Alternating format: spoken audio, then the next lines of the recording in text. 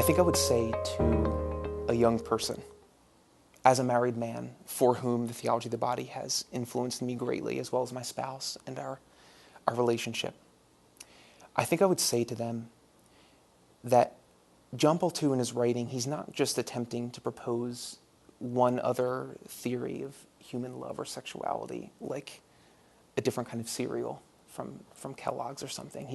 He's trying to do something deeper, and he's trying to talk about what you, as a young person, are experiencing most deeply. So it may not always be obvious to you, but if you give some time to think deeply, I think that it will be readily clear that oftentimes we do not actually desire what the culture offers us by way of, sort of an idea of what sexuality is. And I think that John Paul II is asking us to take a moment to consider what our experiences actually are, because sometimes, we don't always live true to our experiences. Sometimes we hurt a lot more from, say, random sexual encounters than anyone ever notices, at least overtly. So I think John Paul II is asking us to take a step back and think about that, and think about what this means, what love is, and all of his writings are here to assist us in that. But I think it is that moment for reflection. And I think what I would say, more to a Catholic couple, say who's engaged, who's on their way to marriage within the church, I think I would say that John Paul II's teaching on married love, and particularly the sacrament of marriage, it can be a special means to healing from past sexual sins, past unchastity, anything like that. It can definitely be a means to healing insofar as it will help to integrate maybe the desires that have been misformed by your previous sinful action.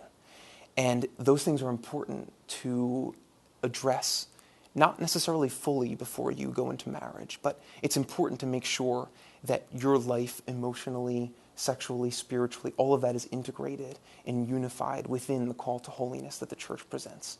So that's very important. I think that needs to be said. I think the importance of John Paul II's teaching on human love, in Love and Responsibility, and in the Theology of the Body, is its twofold character, I think. And this is something that I've experienced of his teachings, and I think young people will likewise experience this twofold character. And I think it's that it's both a gift and a task, to use two of his favorite words. I think it's a gift insofar as it reaches to the innermost depths of the human person. It's not superficial. His writings on love are not things that you could just put down easily,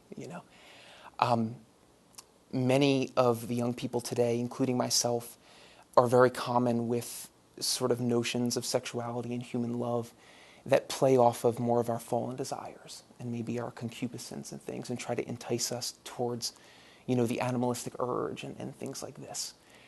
John Paul II's teachings on love are a gift precisely because they do not stop there. They go all the way to the core of the person, to that human person's original experiences, original desires, that often are covered over by our sin and by a culture that sort of drowns them out oftentimes.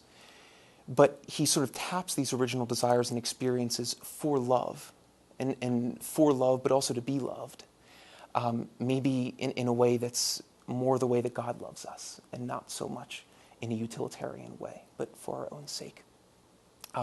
Now, I think it's also a task, though, because it's not always easy to access those original desires or original experiences. It requires, and I know it requires from me, after only a brief few years studying and trying to assimilate these teachings into my life, it's taken a lot to sort of access those desires through all of the, whatever you want to say, static, both that our culture provides, but also that my own hurt, sinfulness, etc. Now, with this said, it's a challenge that I think young people would welcome today. I think we're tired of, as I said, sort of being given these,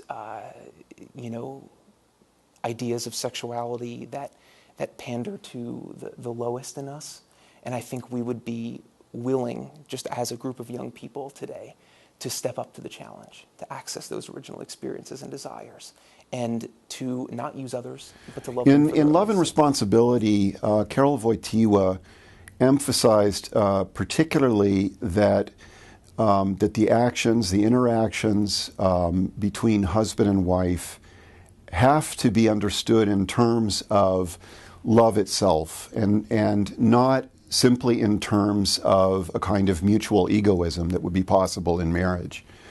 In other words, marital love is called, if you follow the logic of Love and Responsibility, marital love is called to a very high standard. A large part of this argument, of course, at the time of Love and Responsibility, utilitarianism as a formal theory of moral philosophy was quite dominant. So he spends a significant part of the text discounting or arguing against utilitarianism, which he sees as being of its very nature opposed to authentic love.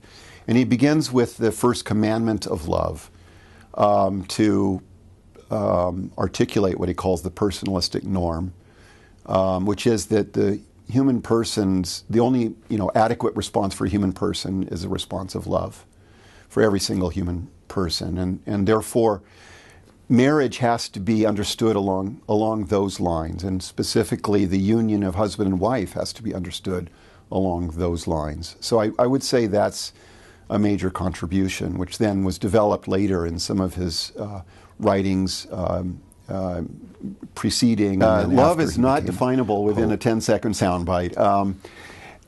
C.S. Lewis talks about, in his book on love, various aspects of love. And all of them, in some sense, have to be there. I mean, Thomas Aquinas talks about love even at the most primitive level. When a rock falls, it's because it loves, for Thomas Aquinas. So that's what he calls a very primitive, natural love. Human beings obviously love at a much, much higher level. And they love because they're in the image of God.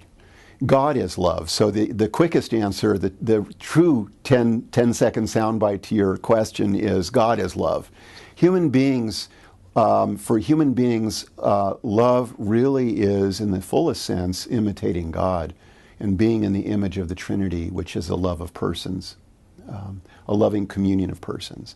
So marriage is all about imitating God or being in the image of God as a loving communion of persons. I think in the spirit of John Paul II, love is making a gift of yourself to the other person.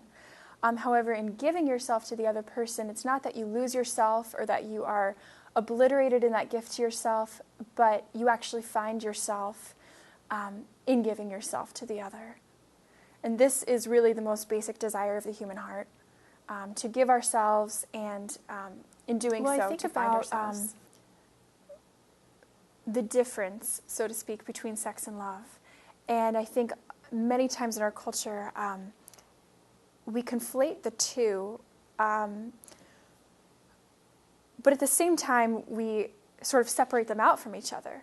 Sex and love are supposed to go together, but in our culture, we've sort of created this split between the two, where we think of sexuality because it's something, first if we're thinking of ourselves as, well, there's me and then there's my body, then sex becomes something recreational that doesn't really affect me. It can affect me when I want it to.